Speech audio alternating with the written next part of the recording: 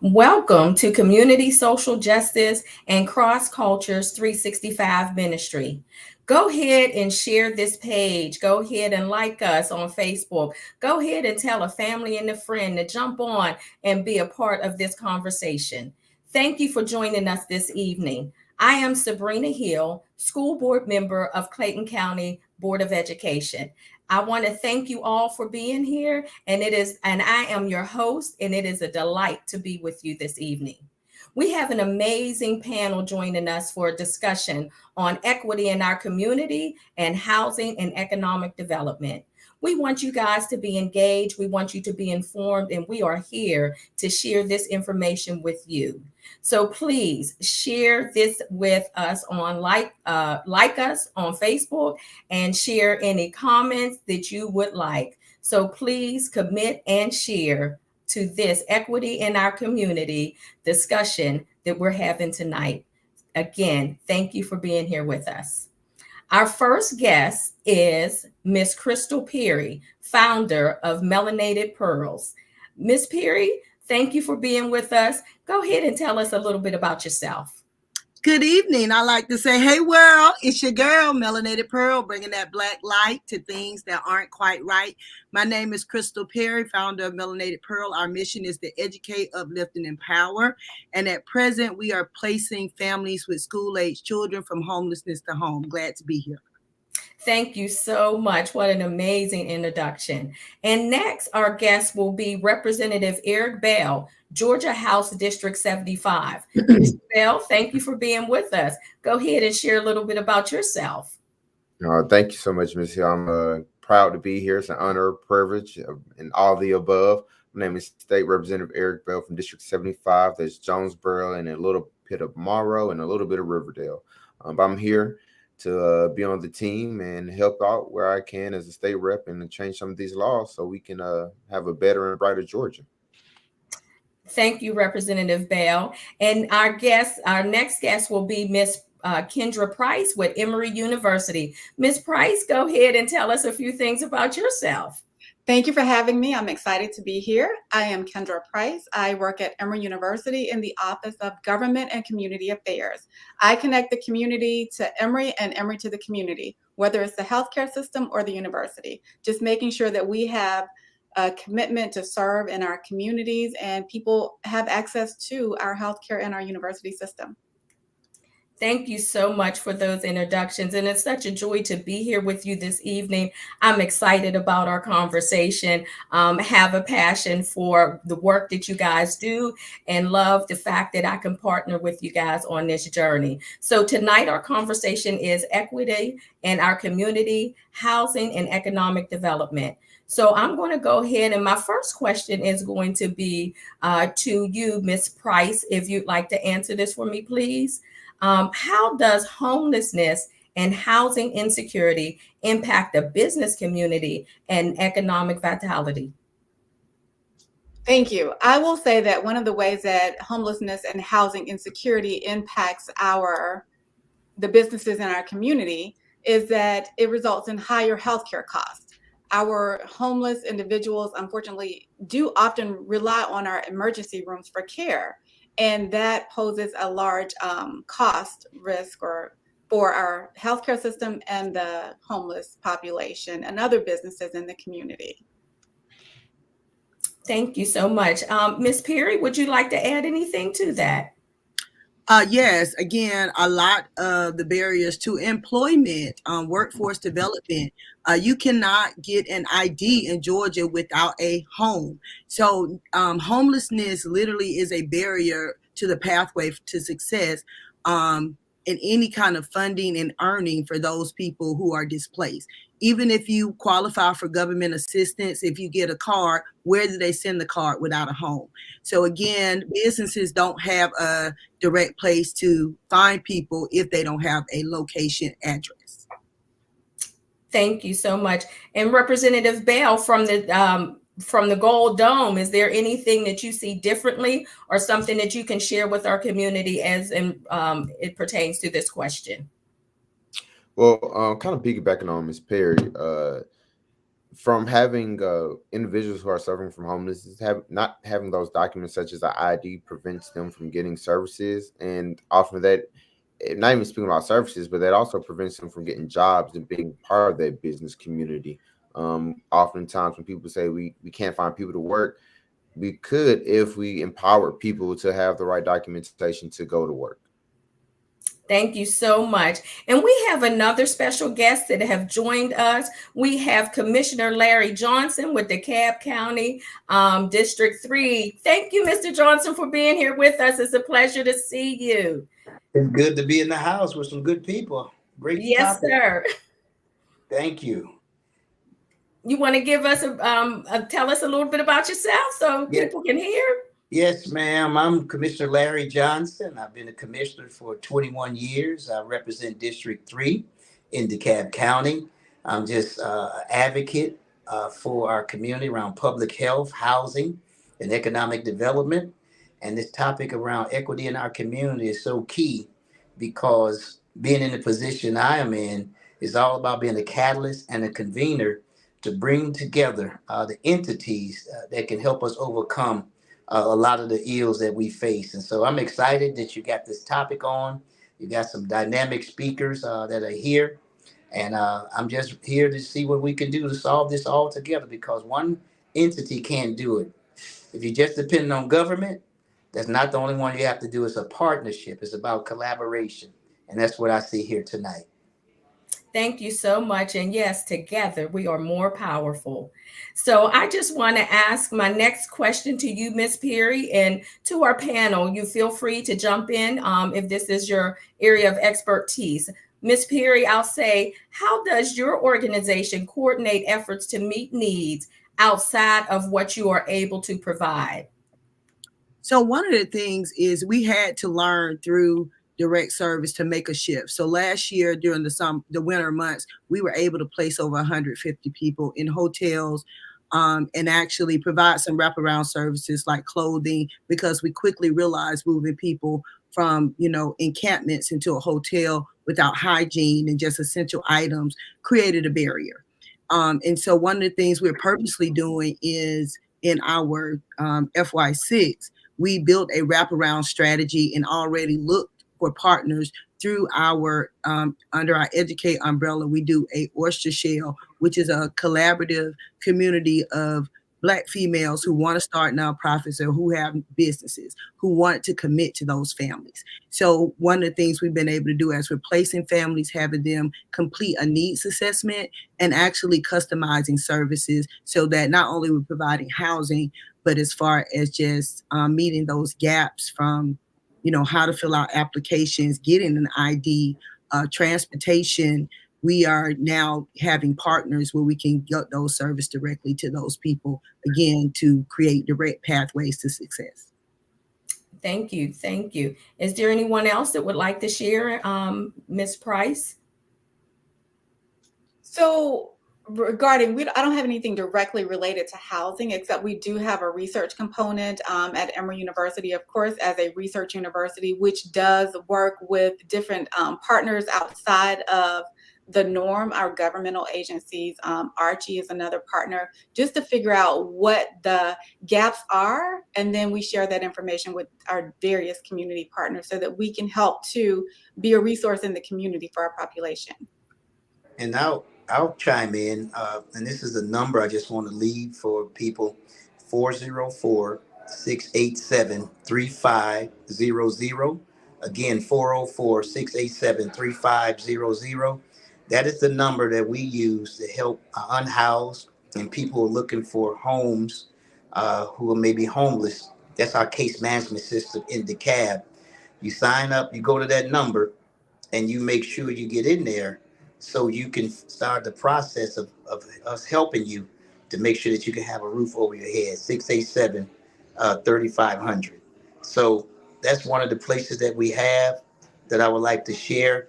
The other piece is that I just passed some legislation around workforce housing, and this will give incentives, can create public-private partnerships so we can build more housing in an affordable mixed income way, but also to transform our community to make things happen for people. And so, from a public policy standpoint, from folks who may need help right now, that's the number to call to make sure you can get in the pipeline that can help you, because we're just dealing with a crisis right now around housing. Even if you have money and can afford it, there's not a lot out here for you. And so you could imagine people who don't have money to do. They're staying at extended stay hotels and paying just a whole ooze of money, and they're not getting the services they need. Commissioner Johnson, thank you so much for that. Thank you for sharing that information, and thank you for what you just stated, because we are in a crisis. And so I was wondering, how can we coordinate between services to become more efficient for those experiencing a crisis? And I'll ask you, Representative Bell. Well, one way that we can coordinate services is in Clayton, where we right now that we recently launched is an organization called Coordinated Entry, where an individual can come to a one-stop shop that allows them to find various services that they are lacking. Maybe they aren't homeless, but they're on their verge of being homeless and they need emergency rental assistance, or maybe they are homeless and they need access to broadband or Wi-Fi for their kid, because a lot of homelessness are families, are not just individuals, but these are families, so they can get access to Wi-Fi. I think that's a great starting point, but not every county or municipality has a coordinated entry. So even for us as looking at other places, say, hey, here's a platform that worked for us, this might work for you. Thank you for that, Representative Bell. And yes, Ms. Perry. Also, I just want to highlight the leadership groups, and specifically Leadership Clayton. We developed a site many years ago, and I think even Home Connect is the current 23 Leadership Clayton, where they've actually looked at homelessness. So I want to highlight the library system in anybody's county, because I know libraries, are one of the few free spaces, but a lot of resources, especially in Clayton County Public Library, can be found on oneclayton.org. And in alignment with Representative Bell has said, I do know there's a recent partnership with Hearts to Nourish to support some coordinated entry efforts. And of course, with our organization, we made the specific decision to kind of go small but long in adopting a cohort of families and then staying with them for 12 months so that we can partner to give them those wraparound services. So I say that to say I don't think there is a one size fit all, but going back to Commissioner Johnson's point, it's going to take all of us across counties and across, all of our roles to actually get this thing to work. And we have to create a safe space for families and understand homelessness does not look, it is our first year, college graduates making $30,000. If you are not making $50,000 a year, if you have one child, you are struggling. And we really have to think about the cost of not only housing, but once you have the house, furniture, utilities, feeding yourself. These are costs. And a new baby, I didn't realize my children are 25. A can of milk is now $42 to $56 a can. Yes, thank you. And so I would like to ask Commissioner Johnson, what is the current face of homelessness? The current face of homelessness, believe it or not, is someone who has a job, who has children, who has a car, who's trying to make ends meet. It's not somebody you always just see on the street with a bag and a cart walking down the street. You got people out here that's working hard, but they still don't have a place to go, a place to stay. And so that brings in the mental health aspect of it. You sitting there, you're trying to make things happen. And that's why when you look at housing, you got to be holistic in your approach. You got to come from a transportation, a mental health, a physical health, an education approach. Because if you don't, you will miss the boat. And so the new face of homelessness is not what you see in the old days. You got folks that have money and means, but they don't have a place to go. And so that's why it's imperative that all of us on this call, this is why it's so important that we understand that we got to be that, set that policy to make it happen. Yes, sir. Yes, sir. And I'm glad you brought up mental health, because that segues into you, Ms. Price. I'd like to add, wonder what are some of the things that you are experiencing in as a hurdle in servicing our homeless population as Emory University? I will say a hurdle. I think the problem is we're not coordinated in our efforts. There's just a lot going on, a lot of different battles we each face every day. And then to be homeless as a person, it's very hard to find the resources that you need if you don't have access to, say, a telephone, a computer, people who know where you can go. So I feel like that's one of the biggest hurdles, is trying to meet people where they are, right? And trying to make sure that we help them. But there is a lot of work that needs to be done. So I feel like that's a hurdle, and just working together, finding partners like yourselves, just to work together to make sure that we take care of our community so that people have the resources that they need and can live good and productive, healthy lives. Yes, absolutely. I believe that having a home is a right, and we should all have the right to do that. And so I will ask Ms. Perry, what impact is homeless having on educational experiences for students? Oh, so again, I'll just start by saying right now, 60% of third graders in Georgia are not reading on grade level. And then you couple that with, I do not know where I am going tonight, where I'm going to get my homework done, what I am going to eat, if my clothes are going to be clean, if I wear these same clothes tomorrow, what are they going to think? And we are dealing with that from K to 5, as I also serve as a mental health facilitator at elementary school. And we are starting to see anxiety, forms of PTSD that we would see in adults now in children, and often dealing with children in crisis because they see their parents going through crisis. And the impact of everyday mom is crying, or we are sleeping in the car, or we're washing up in the gas station, and somebody else that goes to the school is, buying breakfast at the QT. All of these things are happening simultaneously, and then we want children to come in and be engaged with rigorous instruction. And anybody who has ever engaged in anything understands that the essential needs have to be met. One of the things I will encourage anyone who is experiencing homelessness to talk with your school social worker and get classified as McKinney-Vento. And that means that if your child does not have a stable place to sleep 3 more nights out of the 7-day week, there are services that the school could possibly offer. And it's one of the things I talk to parents, and go back to that mental health, that I have a full-time job and I don't want to say what I'm going through, but this is something that is a widespread crisis. And I will say the biggest impact, and I think all of us, I ask, there was a time when your mom or dad was not happy as a child. You remember that now. What if that is every day? And that is what's happening in our classroom. Our kids are experiencing a different level of trauma that we've never seen before. Thank you for that, Ms. Perry. That is very, very true. And so I would like to ask Representative Bell, is there any legislation, adversely or conversely, that is happening that could help with homelessness? Well, unfortunately, it pains me to say this, but in the 2023 legislative session, homelessness was actually criminalized.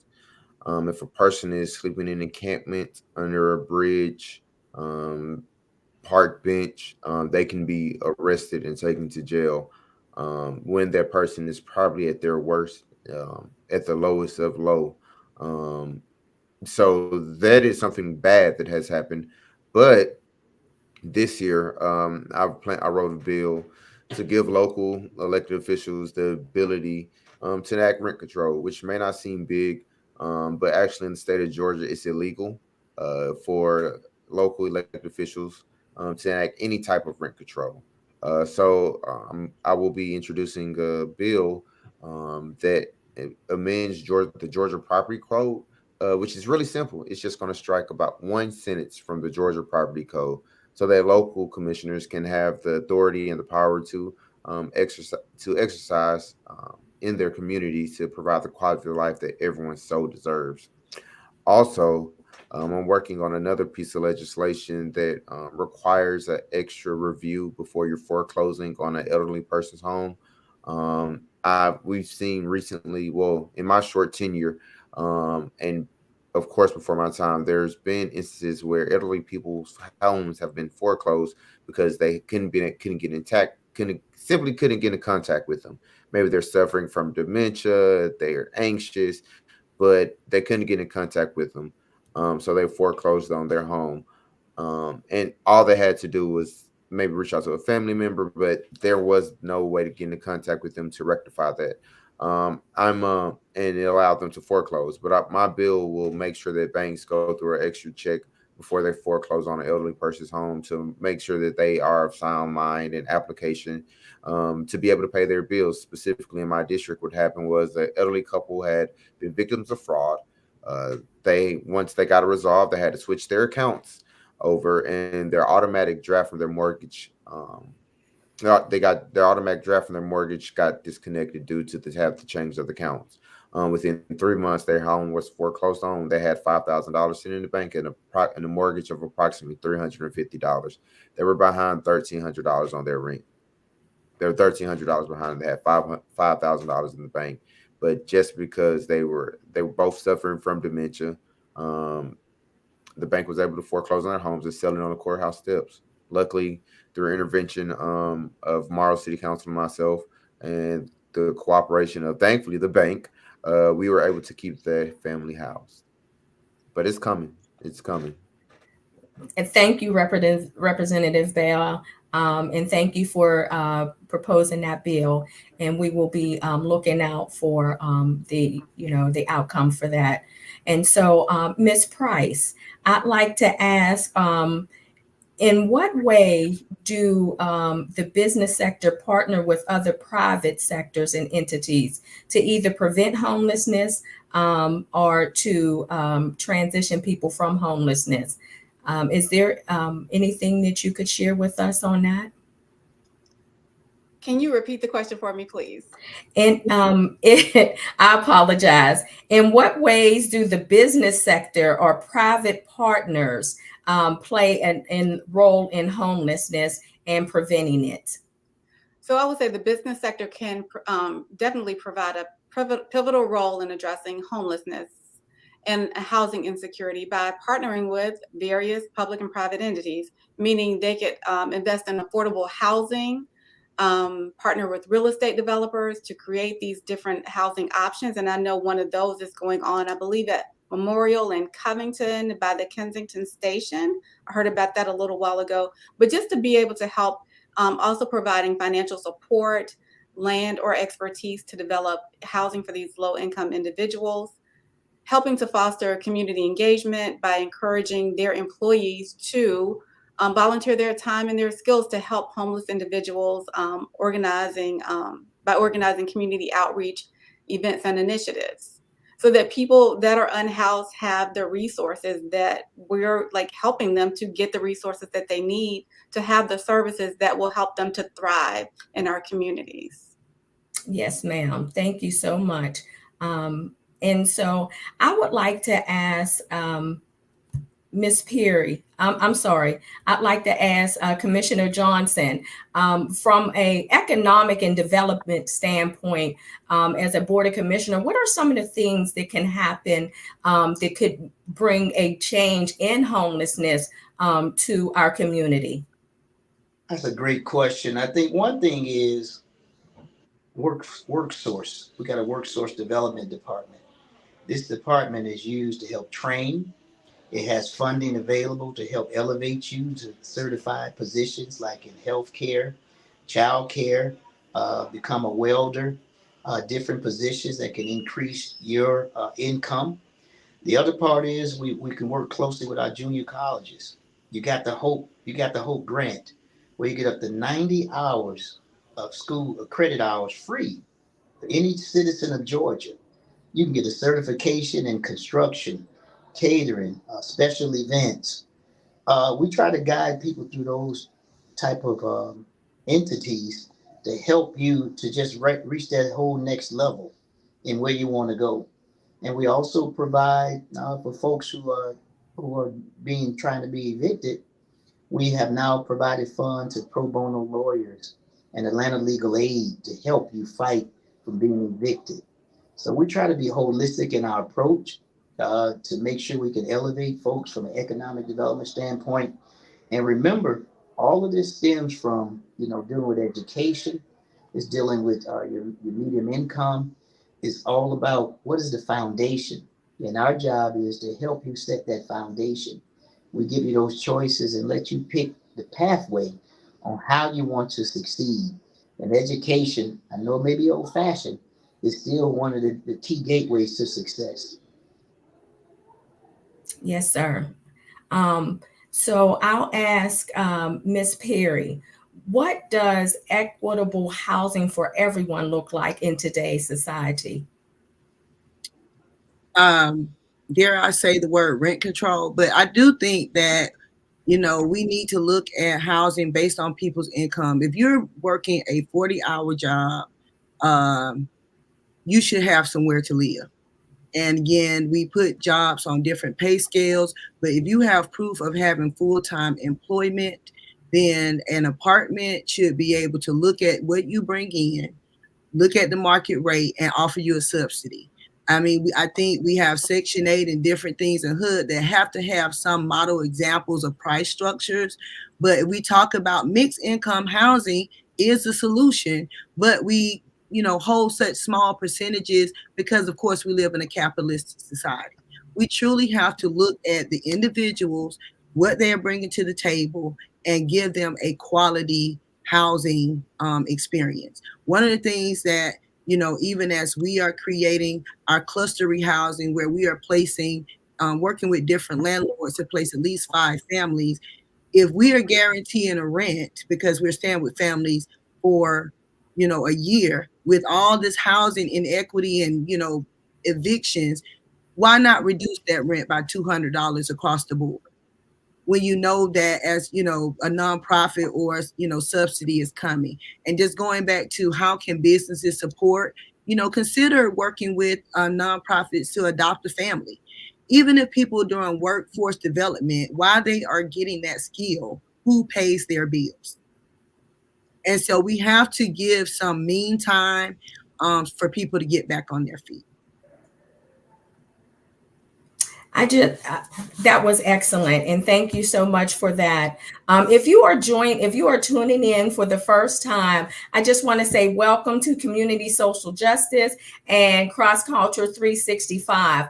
Please like us on Facebook. Please share our link with a family member or friend. Let people know that we are here. Go to YouTube, Facebook Live, and just be a part of the conversation. We want to hear from you. So thank you for joining us. And we are talking about housing and economic development here on our segment today.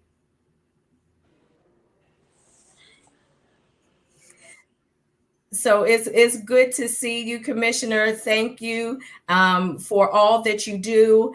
And I just appreciate your answers and what you bring to the table. Continue to do a great job. And just thank you for taking time out of your busy schedule to be here with us and the community. Thank you. Have a wonderful evening. So thank you so much. I just want to say to Representative Bell, how can we support you and some of your initiatives that will be going forth about housing and homelessness, coming up in this next session in January? Well, when it's time to make a call and be seen at the Capitol, it's time to make that call and people show up to these different committee meetings and hearings. where they need to hear our voices. When hopefully when these bills go to committee, when it's time to go, sign up for public comment. Let's get our people down there so they can see how much this matters and how many lives we truly can change. Because it's really about the people's voice. And when they hear people speak and they hear the organization speak, it changes. It really changes the hearts and minds of legislators. But until they hear it, they don't know. And then the next thing, they must vote. They must vote for their people. Must vote for their own self interest and find legislators, city councilmen, school board members like yourself. They really have the best interest in mind for the people that want to see the people grow. That want to see the people, the not only the people grow, but communities grow. And that looks like voting, going to the polls, specifically in the elections now, for the municipal elections throughout the state of Georgia. The polls close on November 7th, but you can go early vote now. Well, not now because they're closed, but any other day before November 7th, before 7 p.m. And that's really important because at that ballot box, you really can make a difference. But definitely come down to the Capitol. I'll be having news or sending out releases when these bills are drafted and how people can get involved. But come down to the Capitol. Let's get it done down there. Thank you, Representative Bell. So what I'm hearing you say is that it takes all of us to be a part of this homelessness change, because we really want to bring about a change. We want to make opportunities available for our families. As Ms. Perry indicated, that if you work 40 hours, you should be able to have sustainable housing. You should be able to live comfortably. And so, Ms. Perry, I'd like to ask, as the founder of Melanated Pearls, how can we support you? You do a lot of work in the community. You've been doing this work for a long time. What does that look like for you in making sure that you're able to serve the many families that you do at this time? Of course, donate.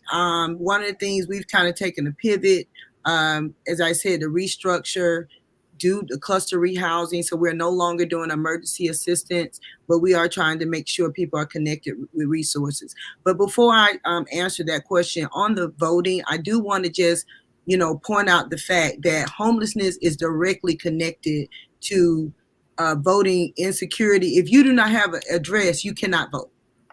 And this is often the reason why a lot of elected officials don't focus on homelessness, because their voice is completely restricted. Because where do you vote? In what district? How do you voice your concern? And our local elections matter. And so one of the things is, if you are a business, and just going back to those who are, working with those who have insecure housing, communicate with your stakeholders. When we place people in extended stays, we did work with managers to get people an ID with that address so that it gave them a place to vote. We actually did coordinate people coming to the commissioners meeting so that people were familiar with who their local and elected officials will be, depending on where they are. But as we're talking about housing stability, it is very important to understand that people who don't have housing stability don't know who their commissioner is. They don't know who their mayor is. They are in the state of Georgia and can't vote even for their governor because they cannot cast a ballot. So ways to help, of course, is to help people find a address. How to help Melanated Pearl. Follow us on social media, The Melanated Pearl on Instagram, nonprofit _Melanated Pearl as well on Instagram. Melanatedpearl.org is our website. We have a storage event coming up. You can donate clothing, shoes, furniture as we are placing people. We do want to eliminate any barriers from making that house a home. We've even found, people have an apartment, but they don't have pots and pans, and they're spending their money buying food. And these are lessons I've learned. So again, no shade to anybody doing this work. As you learn and you engage and you find out the needs of people, we have to adjust our programs to make sure that we're meeting that need. Feel free to reach out to us, 678-315-2181. Thank you so much, Ms. Perry. And so, Ms. Price, as we're having this conversation and we're talking about homelessness, and I know you mentioned earlier the impact that it has on more of our people coming into the hospitals. What does that look like financially for Emory or any hospitalization. I know that we have lost a lot of hospitals. They have closed down.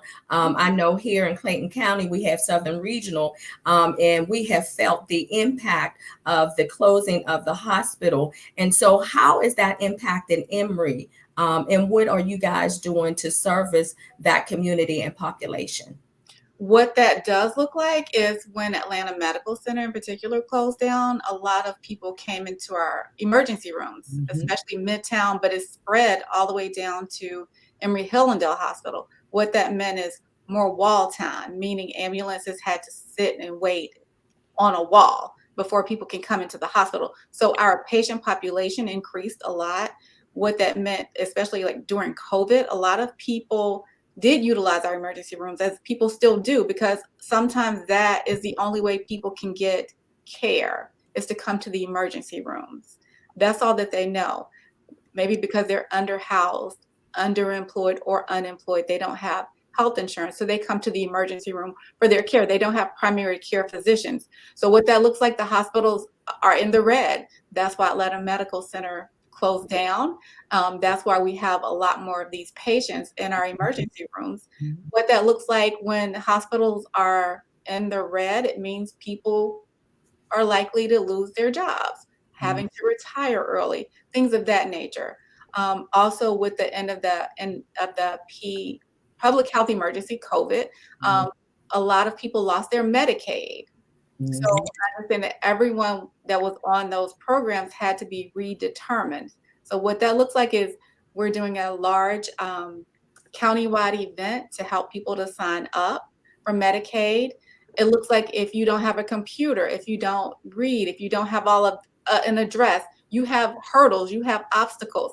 So what it looks like is people coming to the aid and answering the call to help, working together, partnering. So we're working with DeKalb County on a November 4th Medicaid redetermination event. So it just takes all hands on deck to help our communities to thrive. Thank you. And we are talking about equity in our community.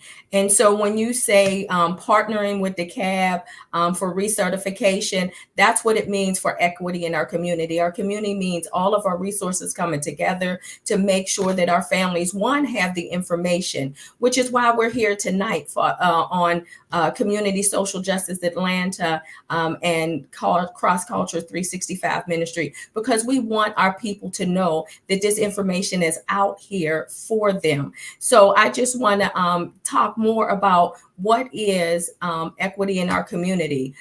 Please, Ms. Perry, can you please explain cluster housing? So it is kind of our revamping of rapid rehousing. It is our immediate approach, but we do place families in a community in sets of 5. Because again, we often are working with women with children. We found that again, people who need help can help. And if you need daycare and you have a, work schedule, you can actually work with another mom where there might be a cost-effective solution. So it is just simply one of our strategies to make sure, one, we are, everybody doesn't have somebody, a sister, a brother, mom, and at least they have, Miss Sabrina, who was also in the Melanated Pearl rehousing program.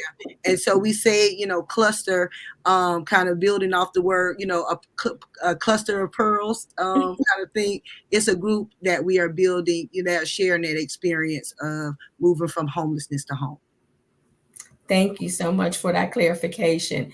And so, Representative Bell, as we're talking about economic development from a state representative position, what would that look like when we're talking about housing and development for bringing about a solution to our homelessness? And again, homelessness doesn't look like it once did. That we're talking about working class families in our community.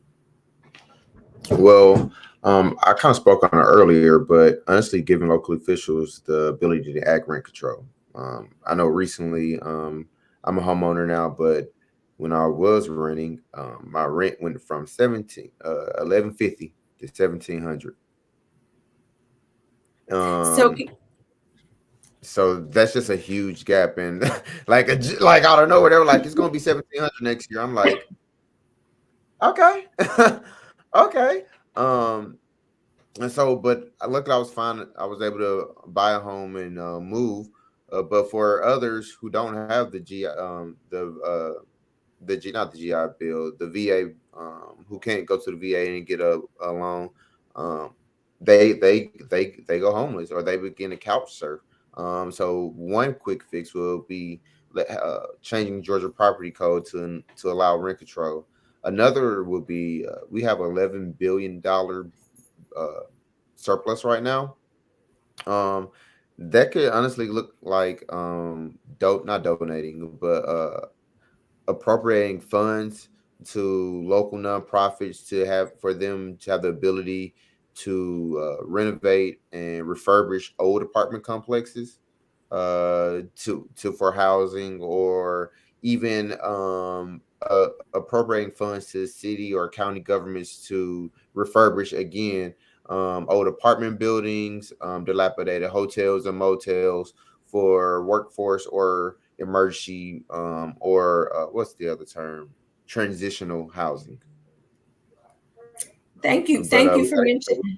do something. The Dems, we're gonna vote Yes. for it. Trust me, we going the Dems gonna bring it to the floor, but we need our Republican counterparts to have the same compassion for Georgians as we do. Yes. And so you made mention of how your rent jumped significantly. So Ms. Perry, can you speak to what would that look like for seniors? So I'm so glad because that you asked this question. So really, I had at least 45 people who had this specific thing, 65 to 80, still living full of life, not yet in need of any kind of respite care, who $1,450 was a fixed income. Even if their rent was $900, which some people said, and they, sold some plates or went to the church on Wednesday, there was some movement and an ability for independence. With no warning and no updates and no renovation, now the rent is $1,700. And we have priced seniors out of their independence. Yes. And if they work to try to supplement, they actually lose benefits. So there is a system that we are literally trapping seniors or causing them to be homeless because there was people being placed in an apartment up to 15 years.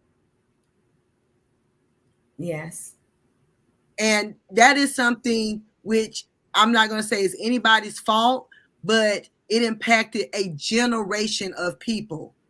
That now we have multi-generational homes, and now you have crowding, which I think we spoke to earlier, up to 15 people in a 3-bedroom home, which now you're destroying the property and property value, which is why property owners are saying now when I rent out, I got to raise the rent to repair.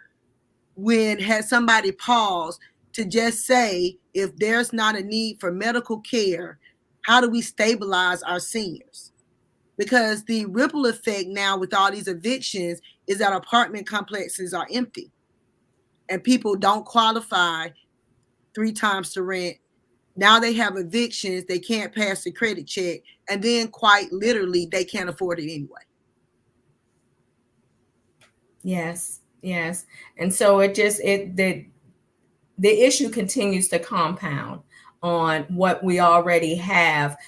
So when we're talking about economic development, now we have another situation where we can't even place people in the complexes because they've been priced out of it. And then we have our seniors that can't afford to live independently anymore. And so the situation continues to compound. And so bringing us back into this, I just want to know, and I talked about how homelessness impact education. And so, Ms. Price, I know that Emory University is an educational institution. How is that impacting higher education? And what does that look like at this time?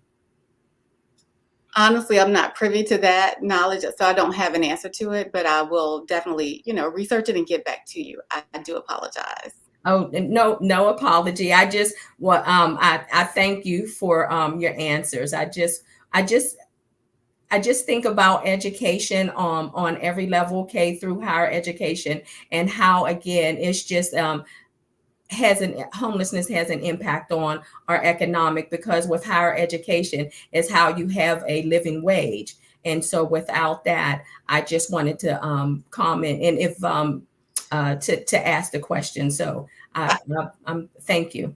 No, and I will add to that there is a grant program at Emory. If your household income is under $100,000, there is a program that will help to supplement your tuition, so that you don't have to worry about not having funding to go to college. And I will drop that link in the chat. I think that will be helpful. Yes, and thank you so much for your honesty.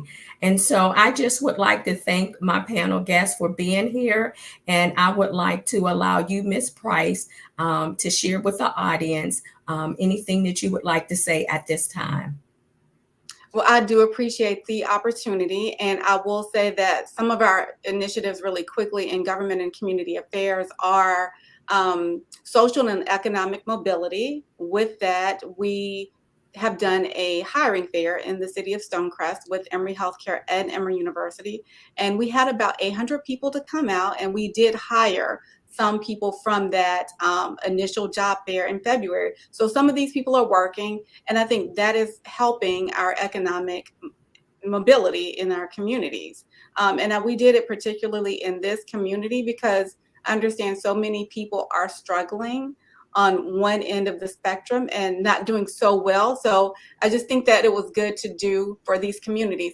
And I will say that if you have a need, you want a speaker, you need resources, you need access, feel free to reach out. I am happy to connect you to someone at Emory Healthcare System or the Emory University to help to figure out how we can work together and partner so that we have what it is that we need. Thank you so much. Representative Bell. So in closing, just make sure you vote. Make sure you vote. It matters. It matters. It matters. It matters who are in control of your tax dollars. What they believe personally, and ultimately that's going to roll down to you. Resources that people can reach out to. Crystal mentioned earlier, One Clayton. It's where people can find everything from housing to education to job opportunities, as well as in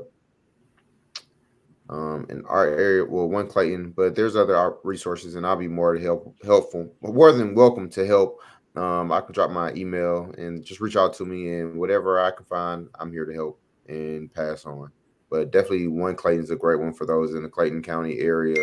A lot of the resources on there, they also serve other municipalities, but definitely don't, if something's happening to you, don't go silent. Let someone know so you can get some help.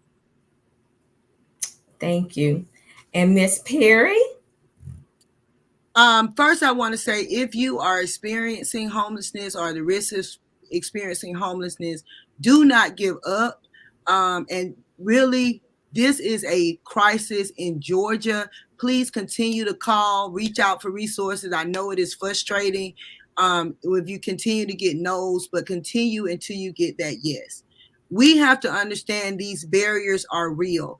There is nowhere that you can live in quality for a 2-bedroom, $1,500 a month. 3 times the rent is $4,500 a month.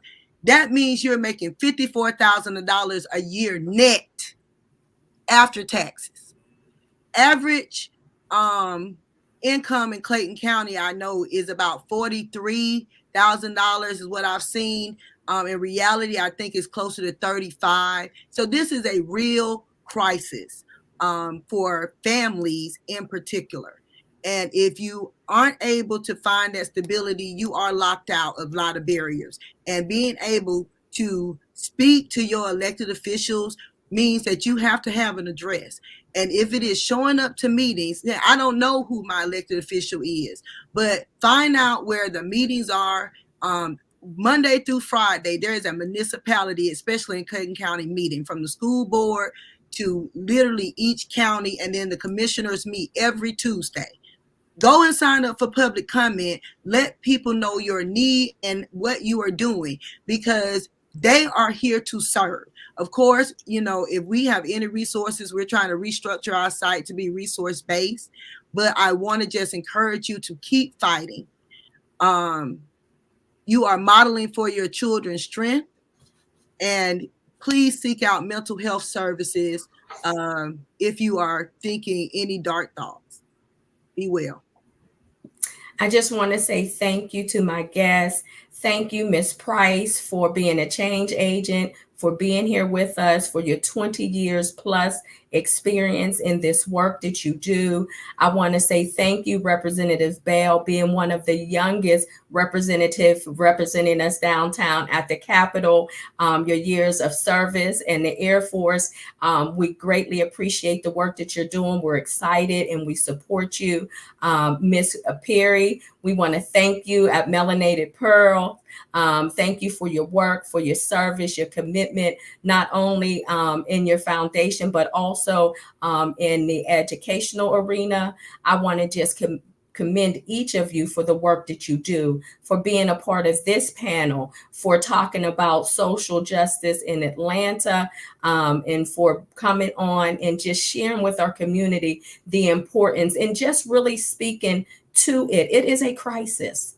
And it doesn't look like what we believe it looked like before. These are families, whole families. We talked about it being our seniors. And so for that reason, we all have to come out and make a difference. We want to make sure that you are voting. Voting makes the difference. It definitely changes the trajectory for our lives and those to come from generation to generation.